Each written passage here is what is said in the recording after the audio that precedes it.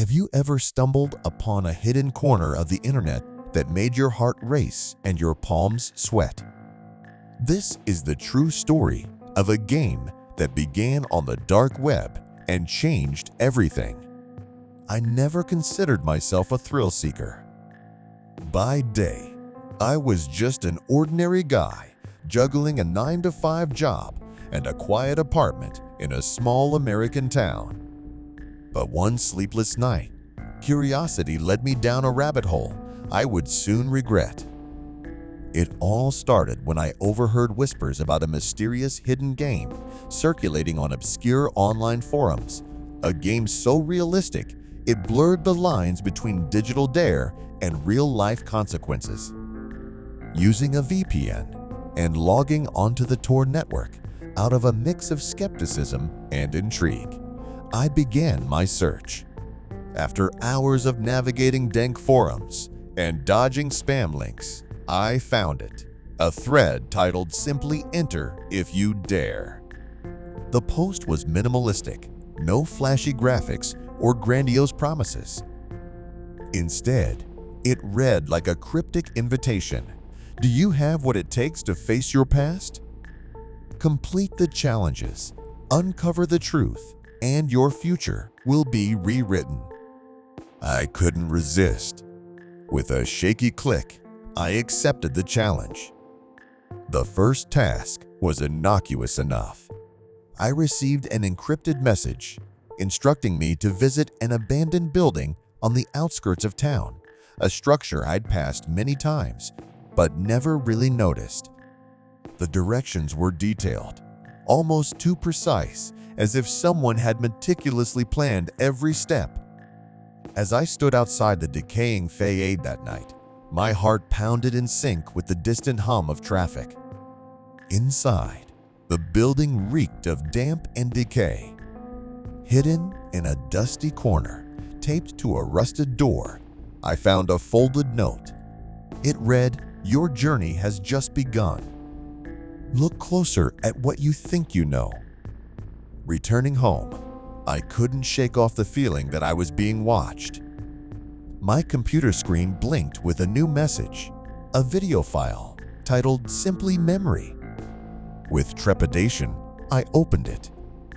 Grainy footage of my childhood home, shots taken from angles I'd never seen, played on a loop.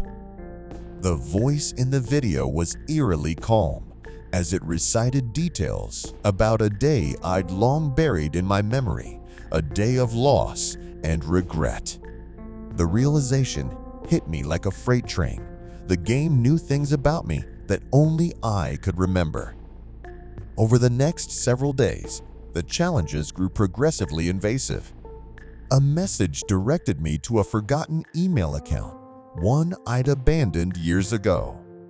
In it, I found old photographs and personal letters that I had assumed were long lost.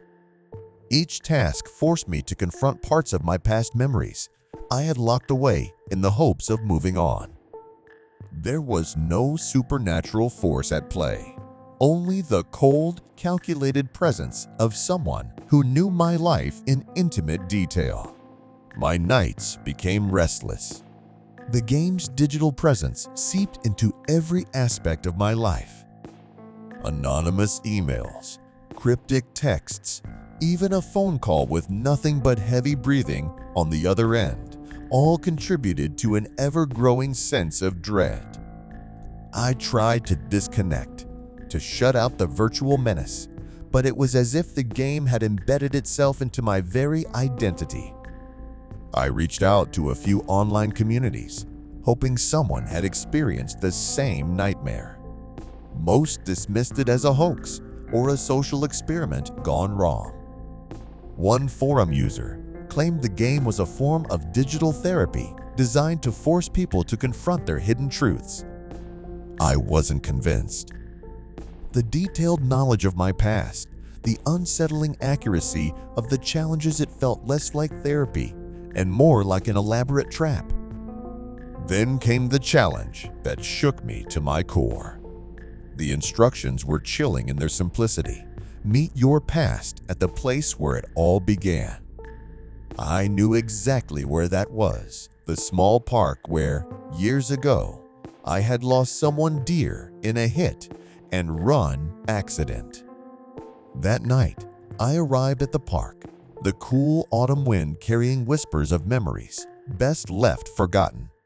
There, beneath a flickering streetlight, a small envelope lay on a bench. Inside was a USB drive marked with my initials. Back in my apartment, I hesitated before plugging in the drive. My hands trembled as I connected it to my computer. A single file opened, a meticulously compiled dossier detailing my entire life from the mundane to the most painful secrets. Every misstep, every regret was documented with unnerving precision. The dossier even included things I thought only I knew, details of the accident, conversations with family members, long-hidden emotions. It was as if the game had been monitoring me for years. Panic set in. I began to question every interaction, every digital footprint I'd left behind. Had I been so careless? Was someone tracking my every move? I combed through my online history, trying to identify the breach. And then I found a series of obscure IP addresses and encrypted logs, leading back to a location shockingly close to home. Determined to uncover the truth, I traced the digital breadcrumbs to an abandoned warehouse on the edge of town. Armed with nothing but a flashlight and my phone, I ventured inside. The interior was a labyrinth of corridors and empty rooms filled with discarded electronics. In one room, I discovered a setup of monitors and servers, all humming quietly in the darkness. The screens displayed live feeds of various locations in the town, including my own apartment. I realized with a sickening jolt that I had been under surveillance for a long time. As I pieced together the horrifying puzzle, one detail emerged that chilled me to the bone.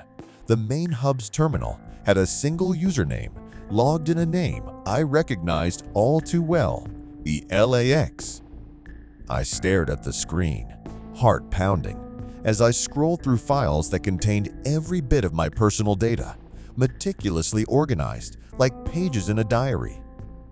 There was even a log file documenting every challenge I had completed. My mind raced with the implications. Who was Alex?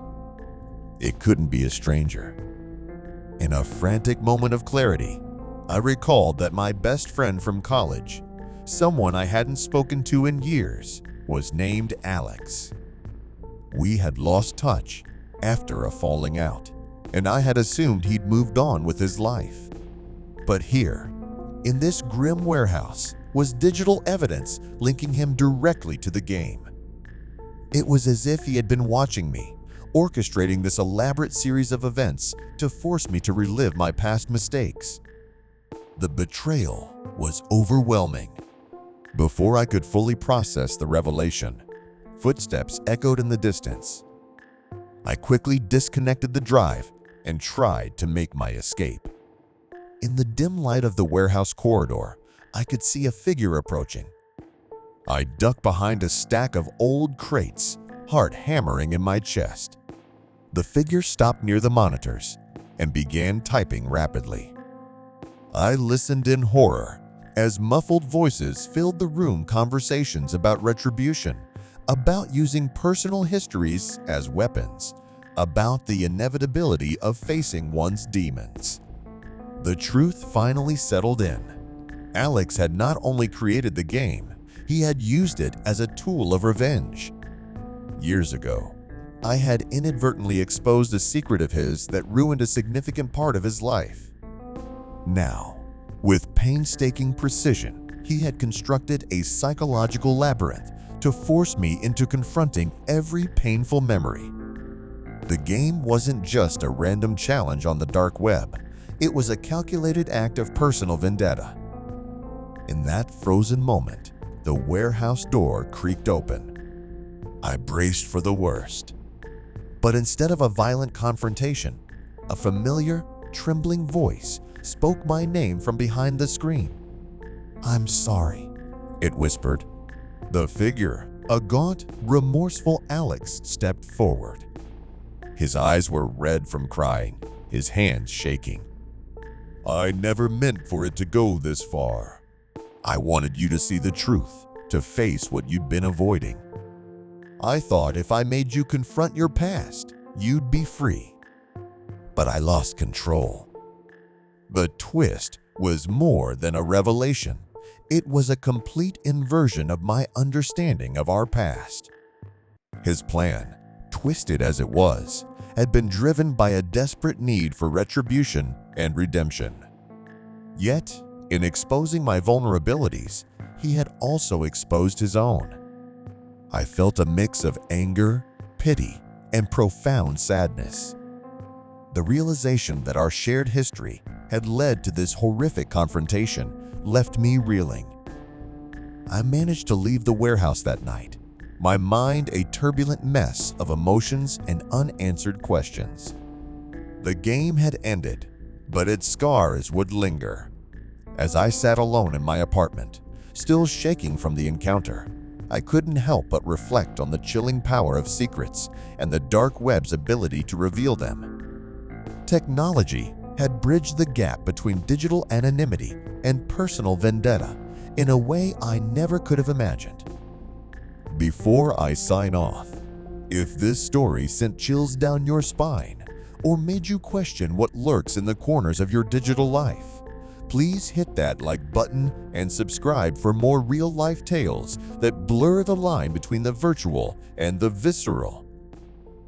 Stay curious, stay cautious, and remember, sometimes the scariest monsters are the ones we never see coming.